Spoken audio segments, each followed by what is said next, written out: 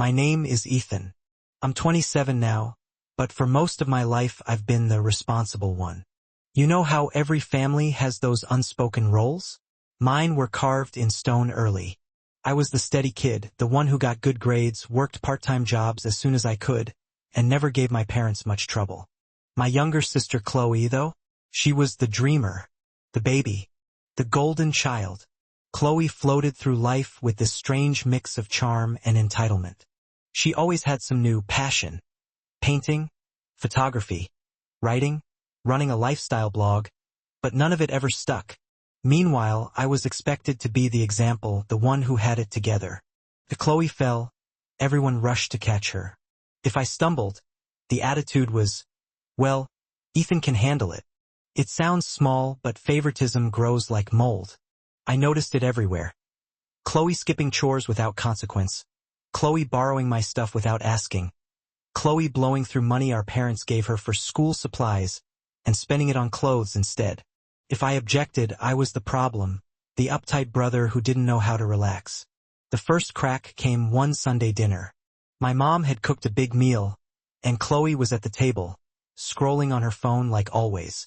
She laughed suddenly, then said, "Honestly, Ethan's like my emergency fund.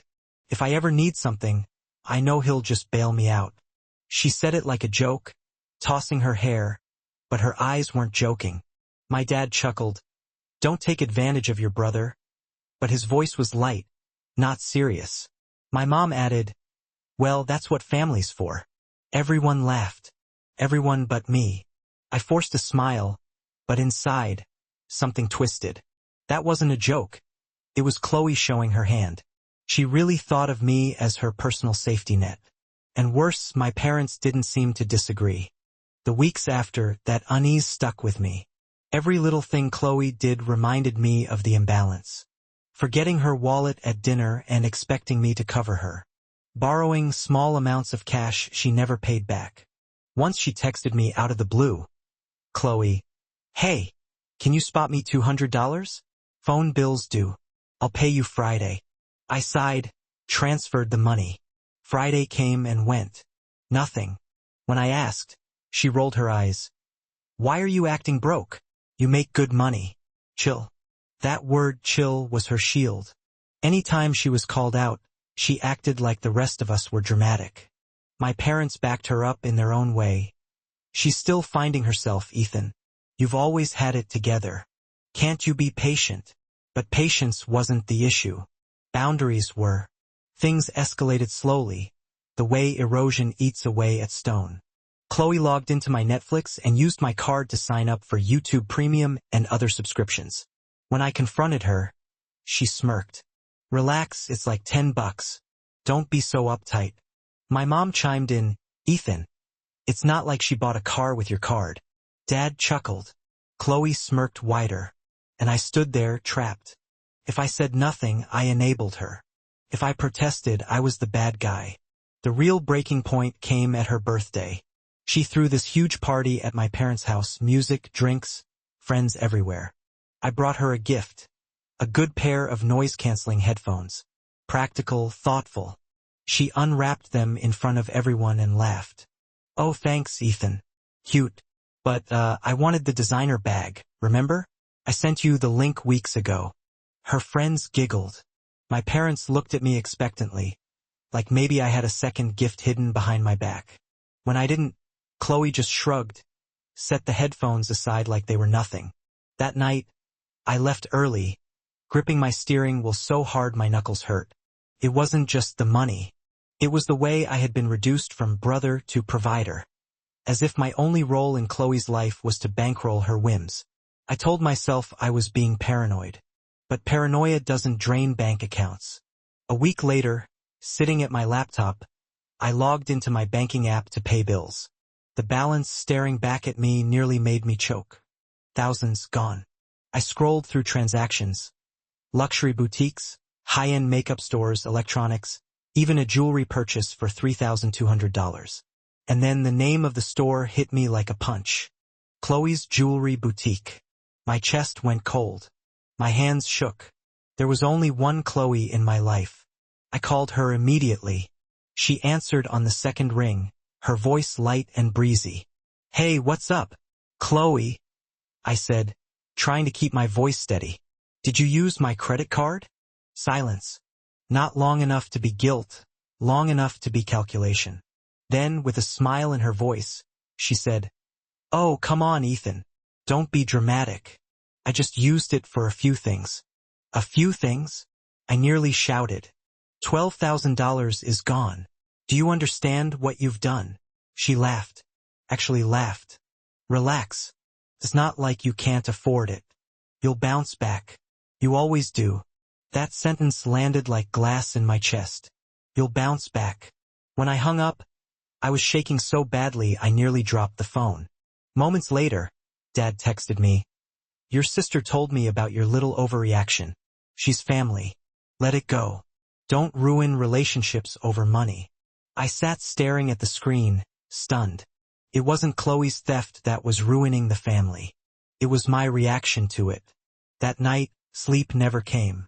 I lay in bed hearing her laughter, my father's words, my mother's sighs. Something in me cracked. Years of being the reliable one, the patient one, the ATM brother, it all snapped. I realized something I should have seen long ago. Chloe would never stop. And my parents would never hold her accountable. If anything was going to change, it had to start with me. Because this wasn't just money anymore. It was about power. After the night I found my account drained, something inside me shifted. I wasn't just angry. I was done. But being done didn't mean I could blow up instantly. My parents had already made it clear whose side they were on. If I stormed in with accusations, I'd be the villain. So I played it quiet. Outwardly, I went through the motions. Inside, I was planning. The next morning, I drove to my parents' house with my bank statements printed in my hand. Chloe sat at the kitchen table, sipping coffee like nothing had happened. Her nails were fresh, shiny, expensive. My mom flipped pancakes at the stove, my dad buried in his newspaper. I slapped the statements on the table. "Explain this." Chloe barely glanced. "I told you already. I just used it for a few things." "Chill, Ethan. You're making it sound like I ruined your life." I turned to my parents, desperation leaking into my voice. "This isn't a small mistake. This is theft. $12,000. Dad lowered his paper, giving me the kind of disappointed look reserved for kids who mouthed off. "Don't use that word. She's your sister. You don't accuse family of theft." I laughed, bitter and raw. "What else do you call it? She used my card without permission." Mom sighed. Setting down a plate of pancakes like that was supposed to fix everything. "Money comes and goes, Ethan. Family is forever. Don't destroy your bond over a few purchases." A few purchases. My chest tightened. Chloe leaned back in her chair, smirking. "Relax. You'll bounce back. You always do." That was it. The moment I realized, my parents weren't going to protect me. They were going to protect her. Always. I walked out without touching the food, my mom calling after me, "Don't be dramatic." Chloe's laugh followed me out the door. The days that followed were some of the loneliest of my life. My parents stopped checking in like I'd cast myself out by refusing to bend. Chloe was louder than ever online, posting selfies with her new jewelry, designer bags, and captions like, "Treat yourself. You deserve it." Every picture twisted the knife deeper. But instead of lashing out, I did something new. I went silent. I funneled my energy into work. I volunteered for bigger projects, stayed late, networked. My manager noticed and said, "Ethan, if you keep this up, I could see you in senior management by the end of the year." That tiny validation lit something inside me. Money started flowing again. I picked up side consulting work. I opened a private account under a trust, separate from anything my family knew about. I canceled every shared subscription and changed every password. One night, Chloe texted me, "Hey, Netflix isn't working. Did you change something?" I stared at the message. Then I let it sit on read. For the first time in my life, I ignored her. The silence felt like oxygen. Outside of finances, I started taking care of myself. I joined a gym, started running, cooked my own meals instead of just grabbing takeout. Slowly, I shed the exhausted, beaten-down version of me my family had created. Friends I hadn't seen in months noticed the change. "Man, you seem different. Sharper. Focused." Even co-workers asked for my advice more often. Meanwhile, Chloe's perfect facade cracked. She pawned one of her designer bags. I overheard from Mom that she'd applied to a few jobs and got rejected. Still, when my parents spoke about her, it was with pity. "She just needs time. Be patient." I wasn't patient anymore. I was observant. At work, I dove deep into fraud monitoring and financial security. Our company partnered with a firm that specialized in catching shady transactions, and I devoured every detail: case studies, methods, how banks flag suspicious activity. At first, I told myself it was just career development. But in truth, I was studying Chloe. Her entitlement wasn't random, it was escalating. She was reckless with me, but I learned she was hitting up other people too. A friend mentioned she'd asked him for a loan to start a candle business. I nearly laughed, but I filed it away. Then one day, Mom called me, frantic. "Ethan, can you help Chloe? Something's wrong with her bank. They froze her account. They think some deposits don't add up. It's just a misunderstanding, but she's so upset." My pulse quickened. Banks didn't freeze accounts over misunderstandings. This was the beginning of her unraveling. I stayed calm, told Mom I was busy with work. But when I hung up, I smiled for the first time in weeks. Because Chloe wasn't just careless anymore. She was leaving a paper trail. From then on, I played the long game. At family dinners, Chloe bragged about new investors in her candle business. My parents nodding proudly. I sat quietly, smiling like I believed her, while I mentally noted every lie. Meanwhile, I fortified my own life. I expanded my investments, built a consulting side hustle, and by the time Chloe was pawning her jewelry, I had a safety net she couldn't touch. She thought I was retreating. In reality, I was rising. And the more she smiled that smug smile, the more certain I became. One day soon, that smile would disappear. Revenge didn't come with shouting. It didn't come with slamming doors or dramatic fights. It came quietly, in silence, with me sitting at my desk, sipping coffee while I organized documents. I had everything: bank statements showing the $12,000 drained, screenshots of Chloe's texts. I just used it for a few things. Notes on her failed business ventures. Proof that her bank had already flagged her account. I put it all in a clean, professional file and sent it directly to her bank's fraud department. No anger, no drama, just facts. And then I waited. 2 weeks later, the storm hit. Mom called me in tears. "Ethan, the bank froze Chloe's account again. They're saying she could be investigated. Please, come help." I told her I was busy. That night, I dropped by their house anyway, just to see. Chloe was pacing the living room like a trapped animal. Her phone clutched in her hand, her face pale. "Did you do this?" she snapped the moment she saw me. I tilted my head. "Do what, Chloe?" Her voice cracked. "They have documents. Screenshots. Texts. How could they?" She cut herself off, realizing she had admitted too much in front of our parents. Dad glared at me, but for once I didn't shrink. I just leaned back, arms crossed, and let Chloe drown in her own panic. The investigation deepened. The bank demanded proof of her business income. She had none. Friends she'd begged money from stopped answering her calls.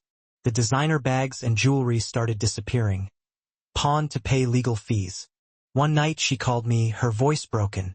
"Ethan, please. They're gonna press charges if I can't clear this up. You work in finance. You always fix things. Please, just this once." Her words were a bitter echo of every time she'd laughed in my face. When she fell silent, I answered with her favorite phrase, "Chill, Chloe. You'll bounce back." And I hung up. For the first time in my life, I felt power. Not the kind that yells, but the kind that sits quietly while the person who thought they were untouchable crumbles. A month later, it was official. The bank pursued legal action. Chloe avoided jail with a lawyer, but the fines were brutal. Her credit ruined. Accounts closed. Reputation shattered. She sold nearly everything, moving back into my parents' house. Broke, bitter, small. My parents drained their savings trying to bail her out. Their blind favoritism had a price, and now they were paying it.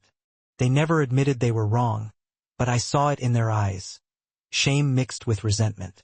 Meanwhile, I soared. Promotions came. My consulting business grew. I bought my own home. High windows overlooking the city. A life Chloe couldn't touch. Months later, at a family dinner, Chloe sat quietly at the table. No flashy jewelry, no smug smile. Just silence. For the first time, she looked fragile. Her eyes flicked up to mine, searching for something, sympathy, maybe forgiveness. I held her gaze and finally said, softly but firmly, "You were my sister before you were my debtor. I can forgive you, but I won't forget." The room went still. Chloe's eyes watered, but she nodded. And for the first time I saw not arrogance but humility. That night driving home, I felt lighter than I had in years. Not because Chloe had fallen, not because I had won, but because I had finally broken free. I had boundaries. I had a life that was mine. Forgiveness didn't mean letting her back into my wallet. It meant I no longer carried her weight on my shoulders. For the first time, I wasn't Ethan the safety net. I was just Ethan. And that was enough.